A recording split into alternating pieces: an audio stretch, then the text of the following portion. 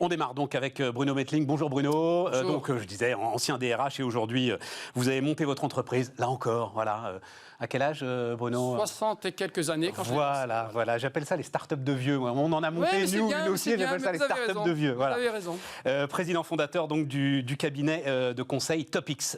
Alors, vous avez, il y a une dizaine de jours, publié, écrit en fait une ordonnance clé en main pour le gouvernement, c'est ça C'est ça. La feuille de route qu'on avait, c'était vous devez rédiger un projet d'ordonnance clé en main après avoir conduit la concertation qui nous permet de passer à l'action. Il y a eu beaucoup de rapports sur ces situations, sur ces travailleurs. Donc on parle des travailleurs des plateformes. Voilà, on parle des travailleurs des plateformes. Il y a eu beaucoup de rapports qui sont accumulés, donc de grande qualité. Il y a un moment donné où il faut passer à l'action.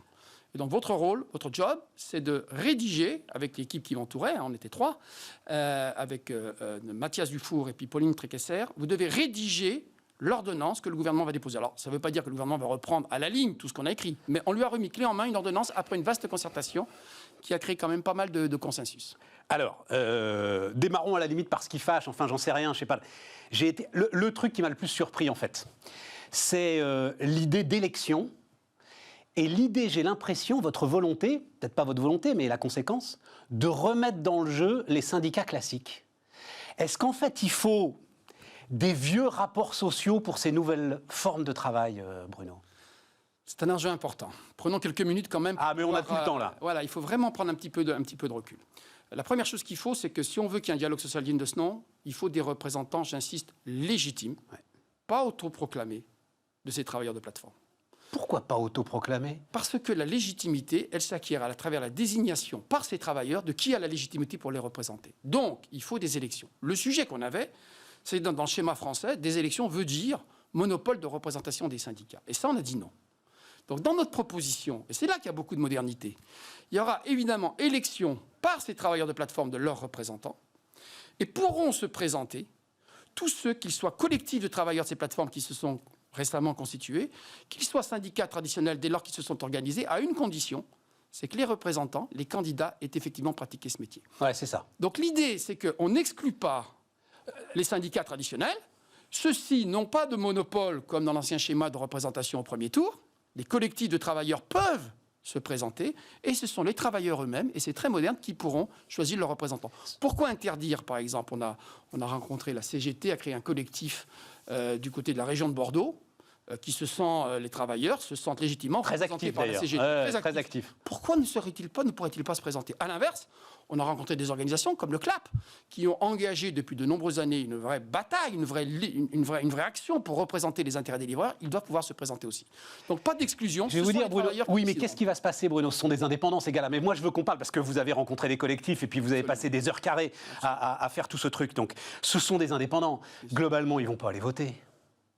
Globalement, vous allez vous retrouver... En fait, je vais vous dire, je vois ce truc, je vois toute votre bonne volonté évidente et je me dis, on va revivre la séquence travail du dimanche. Et en fait, on va casser un outil de travail et un outil de croissance. Ça, c'est ce que certains disent. En gros, il ne peut pas y avoir de dynamique à travers du dialogue social compatible dans les formes traditionnelles avec les enjeux économiques et la dynamique de ces plateformes. Moi, je dis non. Moi, je dis que c'est l'inverse. Si on veut que dans nos sociétés se développe la formidable dynamique économique qui est associée à ces plateformes, et en particulier la dynamique de création d'emplois dont je veux rappeler ici qu'elle touche des publics qui sont exclus de l'accès à l'emploi traditionnel. 100 000 personnes aujourd'hui. Alors évidemment, dans des conditions horaires qui sont variables, mais 100 000 personnes, beaucoup d'entre elles, trouvent un accès à l'activité, à un job, grâce à cette nouvelle économie. Donc ça, c'est le point positif que ces plateformes apportent. Il ne faut pas le contester. Mais à l'inverse, penser qu'on peut bâtir cette dynamique dans des pays comme les nôtres, sans qu'il y ait un minimum de droits et de protection de ces travailleurs, c'est un leurre. Et donc tout le travail qui était le nôtre, c'est comment à la fois préserver la dynamique économique tout en expliquant à ces plateformes, qu'elles s'appellent Uber, qu'elles s'appellent Deliveroo, qu'elles s'appellent Steward, on ne peut pas construire en Europe, et en France en particulier, une dynamique économique en étant aussi loin des droits fondamentaux et des protections auxquels ont droit ces travailleurs. Et donc, pour faire ça, il faut à la fois du dialogue social, renouveler, réinventer, pas le dialogue social traditionnel, il faut à la fois un dialogue social, il faut de la négociation, et il faut à l'inverse, j'allais dire, que ces acteurs aient des représentants de ces travailleurs en face d'eux. Droits fondamentaux, ça veut dire, par exemple, alors, mais là aussi, rentrons là-dedans, vous les avez rencontrés, c'est Uber, Deliveroo, Stuart, etc., tous. Bon. Ils sont dans quelle disposition d'esprit ? Ils ont essayé, eux, au fil des années, de mettre en place des dispositifs assurantiels, un dialogue direct, et des dispositifs assurantiels divers et variés. Et c'est toute la limite de ce système. Ce qu'ils ont fait est parfois intéressant. De ces forums, de ces éléments-là peuvent naître. Mais un dialogue social, une négociation qui aboutit à des droits, elle suppose un équilibre dans la légitimité qui n'est pas aujourd'hui. Quand vous êtes désigné par l'entreprise... Et disons-le dans le rapport de force. Dans le rapport de force. Bien sûr. Il n'y a pas l'équilibre nécessaire à une négociation équilibrée. Et donc, pour qu'il y ait cet équilibre, pour qu'il y ait cette négociation, pour qu'il y ait ce rapport de force, il faut à la fois des gens qui soient investis de la légitimité d'un processus sélectif. On a été désigné par 100 000 travailleurs comme leurs représentants, même si c'est avec un taux faible de participation. Ils ont cette légitimité tirée du fait que des milliers, je l'espère, des dizaines de milliers de travailleurs des plateformes auront voté pour eux, et face à eux, ils pourront dialoguer avec les plateformes. L'état d'esprit des plateformes, il nous a beaucoup intéressés. Il y a quelques années, on le sait bien, ils considéraient que la forme traditionnelle de plateforme était inappropriée. Ce modèle touche ses limites. L'Europe n'accepte plus, et même les États-Unis.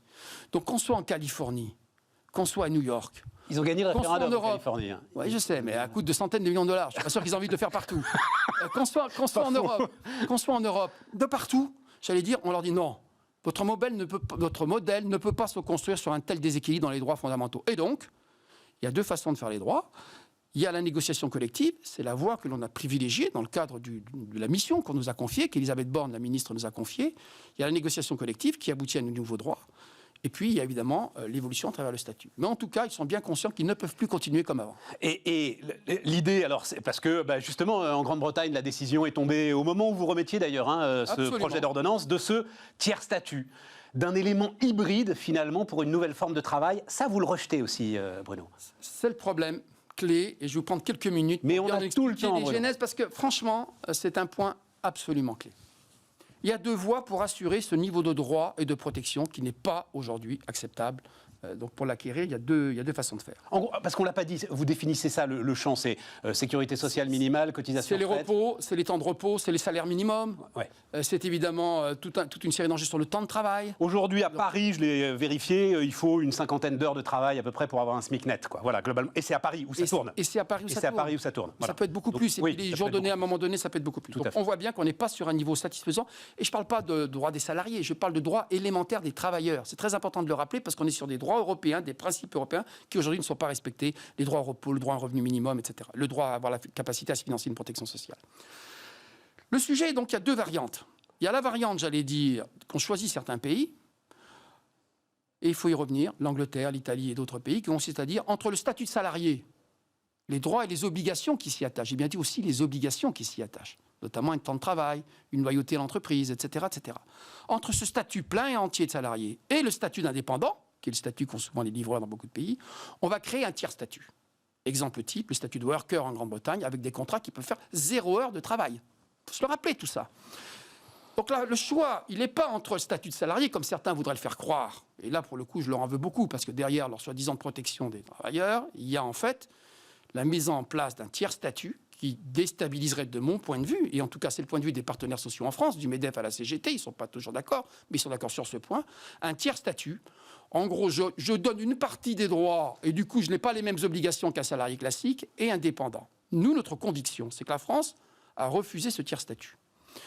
On peut en parler. Mais en tout cas, quand est-ce qu'on a refusé ce tiers statut ? Je peux vous dire que les partenaires sociaux unanimes, quand le ministre leur a posé la question... Est-ce que le 1,5 million d'auto-entrepreneurs ne sont pas en train de construire ce tiers statut, justement, Bruno ? On peut y revenir, mais ce 1,5 million d'entrepreneurs, ils adhèrent fondamentalement au statut d'indépendant, pour la grande majorité d'entre eux. Donc ce statut d'indépendant, c'est aussi des droits et des obligations. Donc la logique est la nôtre, et j'insiste fortement.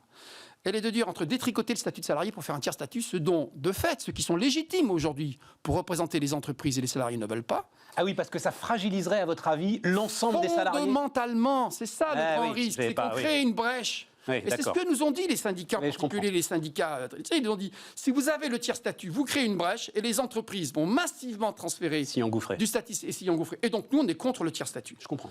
Et donc, si vous voulez donner des droits et des protections à ces travailleurs indépendants, mais je vais y revenir, ils ne sont pas tous dans le même sac, les travailleurs indépendants, je vais y venir dans un instant.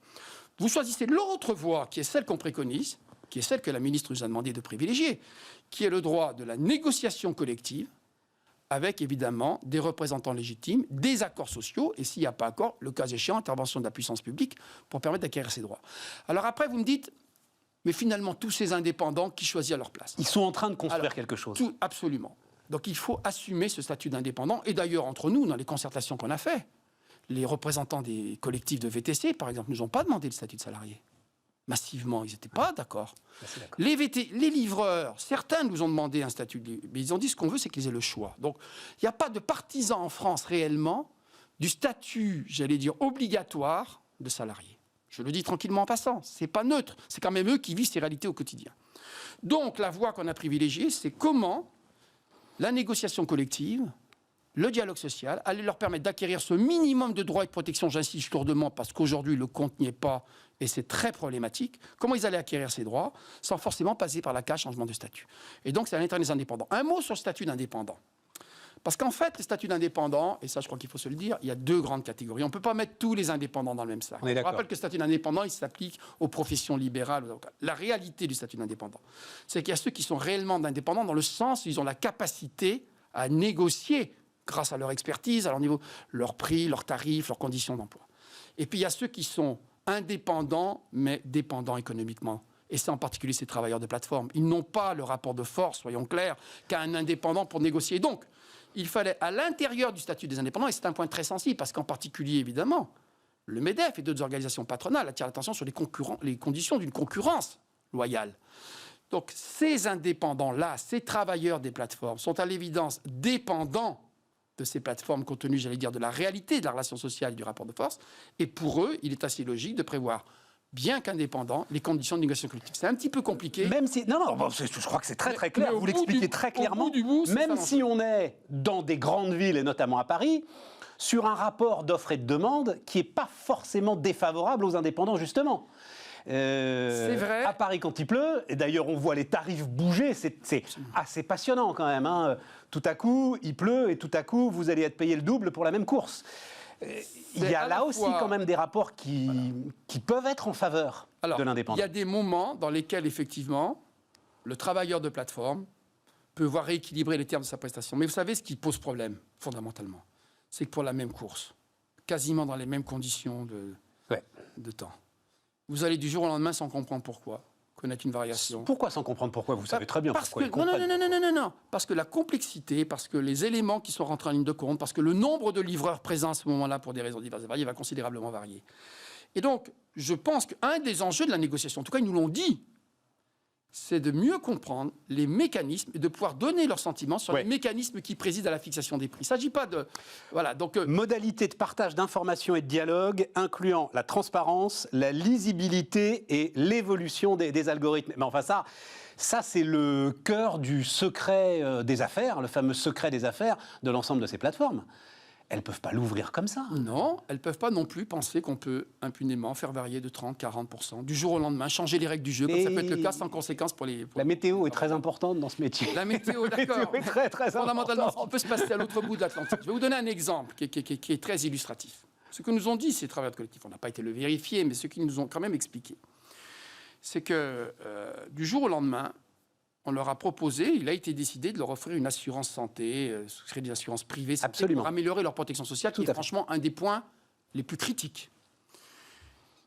Au nom de cette protection sociale, de cette assurance, on a modifié, nous ont-ils expliqué, les conditions de rémunération, dans un rapport qui n'a rien à voir avec ce que représente le coût. Personne n'est en état d'aller vérifier. Est-ce qu'il est normal que vous perdiez, nous explique-t-il, une part très importante pour la même course, dans les mêmes conditions de climat et de nombre de participants, que vous perdiez une part substantielle de vos revenus au seul motif qu'il a été décidé de... Voilà, je m'arrête là. Je vais faire un peu provocateur. La question peut intéresser tous les salariés dans leur rapport aux mutuelles, si vous voulez, Bruno, sur le manque de transparence. Non, c'était une provocation. Je comprends tout à fait. Leurs représentants négocient aussi les termes des contrats. Vous voulez créer un cercle vertueux, finalement. À un moment, peut-être que les premières élections vont...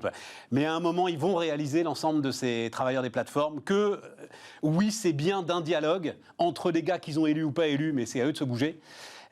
que va naître, une l'évolution de leur situation. Exactement. Etc. Donc sur un certain nombre de thèmes. Et donc nous, voilà, moi je pense que c'est une voie importante sous deux réserves. La première, c'est qu'elle se produise rapidement. Parce qu'ils ont quand même pas mal attendu. Oui, vous insistez beaucoup sur un sentiment d'urgence. Très honnêtement, on l'a redit au gouvernement, il y a beaucoup d'attentes, il y a un espoir qui a été créé par la dynamique qui est là, il y a eu des tas de rapports, mais il y a un moment donné où d'aucuns estiment qu'il est urgent. Donc on a fixé un calendrier qui était le minimum incompressible, on en convient, on a bousculé beaucoup de monde, y compris dans l'administration, mais on a bousculé beaucoup de monde en disant, grosso modo, l'ordonnance, et ça c'était le calendrier qui était fixé, doit sortir fin avril. Il faut que l'ensemble des textes d'application, parce que c'est pas facile de créer une structure de dialogue social en France, l'ensemble des textes d'application soient pris avant la fin de l'année, pour qu'au premier semestre 2022, les élections aient lieu et que la négociation collective s'engage au deuxième semestre. Il n'y a pas eu d'histoire de... Parce que je pense, j'ai parlé de la séquence travail du dimanche, on pense aussi à la séquence VTC. Et à la façon dont quand même, ça je vous... mais on a cassé une dynamique. On a cassé une dynamique, qu'on le veuille ou non. Il n'y a pas l'idée d'un diplôme, d'une formation, enfin de l'ensemble de ces éléments-là qui, à chaque fois, sont quand même, on s'en rend compte, notamment avec les VTC, sont un moyen, en fait, de raréfier l'offre, quoi, de contrôler l'offre. De contrôler, de raréfier l'offre. Non, on n'en est pas. Et ça casse des dynamiques d'emploi. Donc, soyons clairs, ce n'était pas dans le champ de notre dynamique. D'accord. Et au contraire, moi, je suis de ceux qui pensent... Il y a un exemple qui est très intéressant dans les échanges qu'on a eus. C'est l'exemple de Just Eat. Just Eat a décidé de salarier ses livreurs. Ouais. Bon. On s'est intéressé à cet exemple, parce qu'après tout, on le devait à la réflexion qu'on conduit.